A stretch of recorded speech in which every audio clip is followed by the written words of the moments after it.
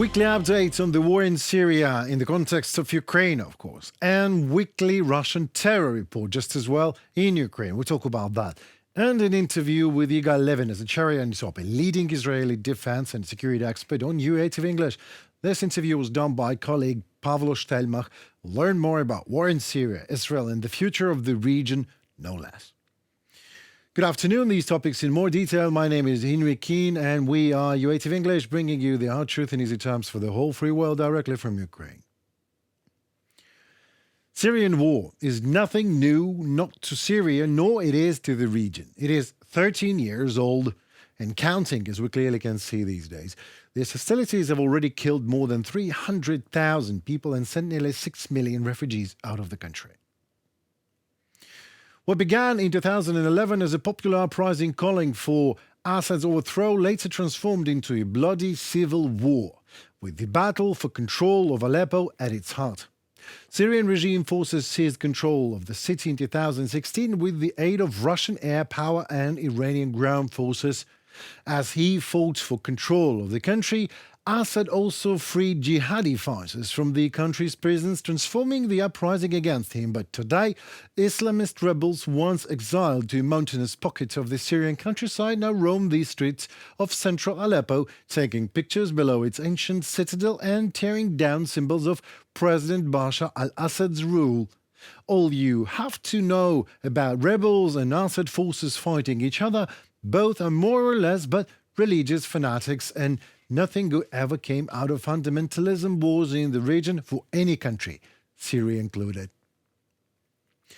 Looks like Assad's and the Kremlin's joint forces are falling apart, and indeed the dictators might soon need an opposite to what Zelensky once required from the world. A ride instead of an ammunition is what Assad needs. However, not yet all is clear, but one thing is for sure.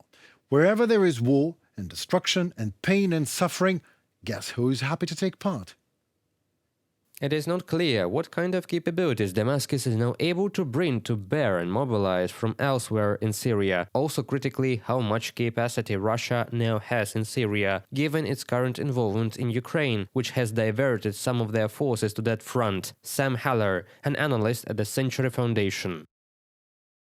Amidst all that obvious terrible evil caused by Russia in Syria and in the world, with all the sabotage in Europe and wars Russia is spreading on the African continent, and with all the inhumane suffering Russia brought for Ukraine and in Ukraine, some in Europe are still talking about that sending German Tauruses, for example, to Ukraine would be an escalation. Well, here is a weekly Russian terror report of sorts, especially for Olaf Scholz and others of a kind. 800 glide bombs, nearly 460 assault UAVs and over 20 missiles of various types Russia have fired at Ukraine over just one past week. I guess you can't dare to call that not an escalation only when your family is safe. Right, Mr. Scholz? Russian strikes against Ukraine killed at least 11 civilians and injured at least 51 over just one past day. Russia launched 78 drones against Ukraine overnight on December 1st. Ukrainian anti-aircraft missile units, electronic warfare units, and mobile military groups on the ground downed 32 drones in Kyiv, Chernihiv, Cherkasy, Sumy, Poltava, and Zhytomyr oblasts. 45 drones were lost, allegedly due to electronic warfare countermeasures. Russia also attacked the Dniprovsky district of Dnipropetrovsk Oblast on the evening of November 30th, killing 4 more people and injuring at least 24. President Zelensky noted that Russia targeted the village of Tsarichanka with a missile. 18 people are in hospital, 7 of which are in a serious condition, Governor Serhiy Luzak reported at early morning on local time on December 1st. The injured victims include an 11-year-old boy. I know that many Orbans and Fizos and Scholzes of this world are saying that they fear escalation in this war, while obviously they are okay with Putin's one-sided escalation and do not really care how many Ukrainians will die because of it. Maybe Orbans and Fizos and Scholzes think that Ukraine is, a testing ground of sorts? Ukraine is not a testing ground for weapons. Ukraine is a sovereign and independent state, yet Russia continues its efforts to destroy our people, sow fear and panic, and weaken us. Volodymyr Zelensky, President of Ukraine. Well, if I even need to say anything about the above stated as a conclusion or a resume, then that would be this. Whoever thinks Russia is not a terrorist country led by bloodthirsty warmongering, outdated Soviet thug Vladimir Putin, but is a, I don't know, fighter for freedom instead, well, welcome to Ukraine for just 1 week. And we talk then. Well, if you survive, of course. Good question. The key element here is the Assad regime. He is the son of the elder Assad, so this is a whole dynasty. It's important to understand that this dynasty is Alawite, which is a confessional minority in Syria. In Syria, the main population consists of Sunni Muslims. Alawites, there are literally around 1 to 2%, something like that. Well, not many, to put it simply, less than 5%. And essentially, the clans consisting of this minority in the Middle East, religious denomination is generally more significant than national identity, meaning the region is mainly divided along religious lines. For example, in Lebanon, people tend to live separately, with Christians, Shiites, Sunnis, and so on, each in their own areas. Syria is no exception. And therefore, the Assad regime is the trigger, meaning if we look at any forces there, from radical ISIS terrorists to the moderate Syrian opposition, they all share one thing in common. They are all against the Assad regime. In other words, the Assad regime is, simply put, the trigger for what the war is about. They want to overthrow it. Of course, each of these forces has its own vision. Some want to establish a caliphate. Others want to just to prevent the Alawites from being in power. Because the Alawites in power are not just about the Alawites. Syria, under the Assad family, has been constantly held together with blood, meaning consistently suppressing. Protests and any demonstrations were suppressed with maximum brutality. Therefore, for many of these groups, factions, movements, and so on, it is simply a personal interest. And separately, of course, there is revenge for those who were retaliated against, killed, tortured, and so on. Groups are extremely diverse, catering to every taste and preference. There are separate Kurdish movements that are largely supported by the Americans. These are the opposed Kurds, supporters of the Kurdistan Workers' Party, which is considered a terrorist organization and is at war with Turkey. Interestingly, the Americans also consider the Kurdistan Workers' Party to be a terrorist organization, yet they support the opposites, who are followers of the Kurdistan Workers' Party. Here is Abdullah Öcalan, their leader, who is in prison in Turkey, referred to as APO. That's what the APOkists call themselves. So the Americans are supporting them, including the Kurdish opposites, despite recognizing the PKK, the Kurdistan Workers' Party, as terrorists. The areas marked in yellow are where the Kurds are located. But there are also various Arab tribes there. The Americans organized and support it all, which is called the Syrian Democratic Forces, or SDF. This consists of Kurds plus some Arabs. Here are the Syrian Democratic Forces. Mainly, they are marked in yellow on the map. Additionally, there are, well, of course, the Americans themselves are there. Let me remind you that American Marines are stationed on Syrian territory, exactly where the Kurds and these Syrian Democratic Forces are located. Separately, there is the Syrian National Army. The Syrian National Army is an opposition army to the Assad regime, which is at war with them. They are also currently participating in the offensive on Aleppo and, in general, in the offensive against the Assad regime forces. Turkey supports them directly, so these are essentially Turkish-supported forces. The Syrian opposition army, which predominantly consists of Syrians. Indeed, these are Syrian citizens who are called the Syrian National Forces, but they are backed by Turkey. Separately, there is Hayat Tahrir al-Sham, which is often referred to as HTS. This is a radical Islamist group. He is led by the rather infamous figure Al-Filani. Yeah, you can learn about him. He once served time in an American prison. He led a branch of Al-Qaeda. He was involved in the establishment of ISIS. Later, he had a falling out with ISIS and parted ways with them. Ultimately, now he leads Hayat Tahrir al-Sham. It won't be officially stated anywhere that they are supported by Turkey. But it's like everyone knows, as they say. This is also a group of radicals called rebels. In English, the word rebel has a neutral connotation.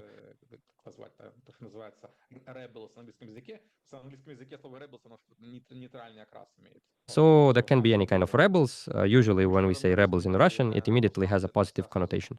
They have a positive connotation, but in English, it's simpler here. Therefore, this is also a very important actor. And HTS, Ayat Tahrir al-Sham, played a leading role. This offensive currently unfolding in Aleppo has them mainly, the Hayat group is leading, well, not only them, there are also some other smaller groups, but they are not as noticeable. They fade into the background of the major players I've just listed. And most importantly, those who have support. This is not from the opposition side, but on the other side, there is Assad. Assad has always been supported by Russia and Iran. Erdogan and Assad couldn't reach an agreement, and now they are surprised by the scale of the successes, how everything has crumbled. So it is likely the offensive could have and should have been a pressure factor on Assad. In the end, everything just collapsed, and they managed to enter the city. Now the plans will change, as they say, following the script. Although Plan A is still in place, initially there was an idea to conduct a large, serious offensive operation. Well, it's clear that Erdogan's actions are not random. Everything was prepared for this. It's obvious that this is happening with Turkey's sanction. Broadly speaking, let me remind you, Turkey is part of NATO. And not just NATO, it has the second strongest army in the alliance. Turkey represents a vacuum in strategic relations with the United States. So there's no need to think that all of this is happening with mere whimsical vacuums. Why now? Because a crucial asset of Assad, which helped them maintain the front, Hezbollah, has been taken out by Israel. Hezbollah fought with its fighters, commanders, and specialists in Syria for many years. And these are motivated fighters. Those who wanted to fight and knew how to fight. No, in recent months, they have been completely decapitated by Israel. No, this refers not only to the elimination of Hassan Nasrallah, but also the entire military leadership. And these are not just military leaders, these are people who have fought in Syria for years and know every inch of the terrain. In other words, they were knowledgeable, had connections, and commanded authority. The entire leadership was wiped out by Israel, as well as the fighters themselves. We know for sure that it numbers in the thousands, at least 2,000. The figure goes up to 3,500. Eliminated. That's a lot. That's entire brigades, you could say. And these are not just any fighters. These are motivated fighters from Hezbollah. And thousands more are wounded. We remember those who lost like eyes during an airstrike and so on. And thousands more are wounded. Many thousands of Hezbollah fighters are completely out of the game, and those who survived are staying put in Lebanon. They will not move into Iran. Until recently, the war with Israel had not ended, but now there should be a ceasefire for 60 days, assuming no one violates it. So Israel remains in its positions and so forth. Hezbollah hasn't gone anywhere. The forces it still has are, of course, being kept in Lebanon. Therefore, this is indeed a favorable moment for an offensive, because one of the key factors has been eliminated. The second important factor, already mentioned about Aleppo, which was captured from the Russians, is Wagner. What happened with the Wagner group is also well known, allegedly ordered to be dismantled by Putin, and the Wagner operatives either integrated into the Ministry of Defense or are fighting in Ukraine or somewhere in Africa. I wouldn't call all this by such names, I would just emphasize that it clearly shows us how all wars are closely connected with what is happening now, because without the Ukraine factor, when Russia's main forces are involved, including aviation and Wagner, and the very fact that Wagner was destroyed as a force by Russia itself, due to the factor of the proxy war with Ukraine. On the other hand, Israel, the war in Israel, because Israel decapitated Hezbollah and destroyed the majority of its fighters and all their strategists and field commanders. Without this, the advance right now would have been impossible. So we see that all these conflicts are very closely connected. At the very least, we can consider it as a single global conflict if we wish.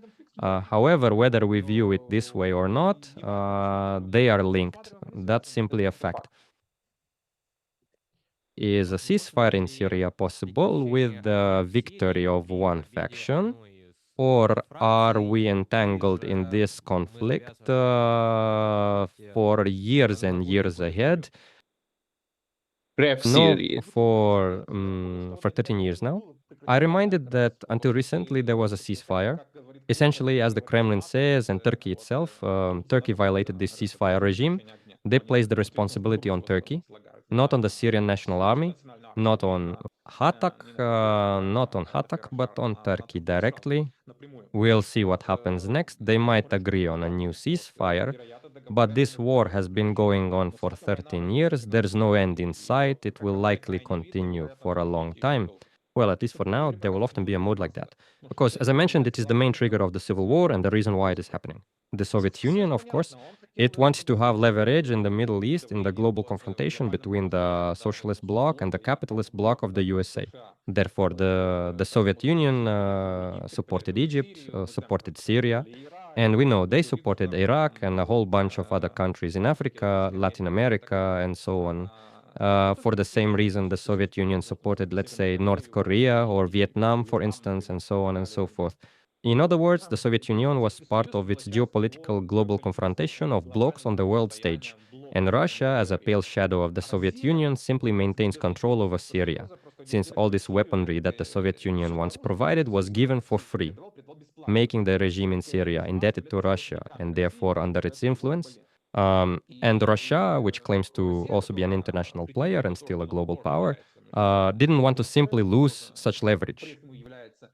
мировым государством, державой мировой и так далее, не хотела просто терять такой рычаг давления. It is simply an asset.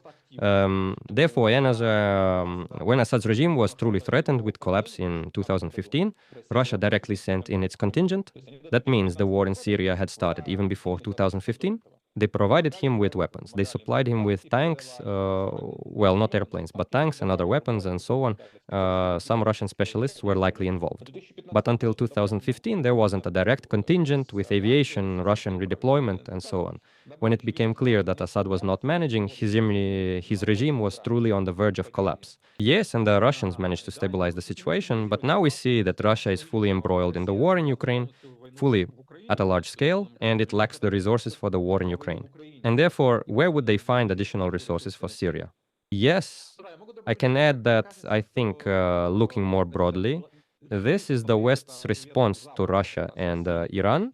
It is known that pressure is always applied to the weakest link. So now Syria is being pressured, as it is the weak link for both Iran and Russia. That is, Syria is indeed the next step in the geopolitical game with Turkey, the USA, and, well, NATO. Well, the USA and Turkey are NATO about Putin's assets in Syria, including in future negotiations on regulation, globally, not just about Ukraine, but globally on many issues, so that they can confront him with this. So we're taking this from you, you won't have it anymore, and so on. So don't think that events in Syria are happening on their own, just by coincidence. The Western Bloc and the Alliance are not unaware or ignorant of what is happening, and they do monitor the situation.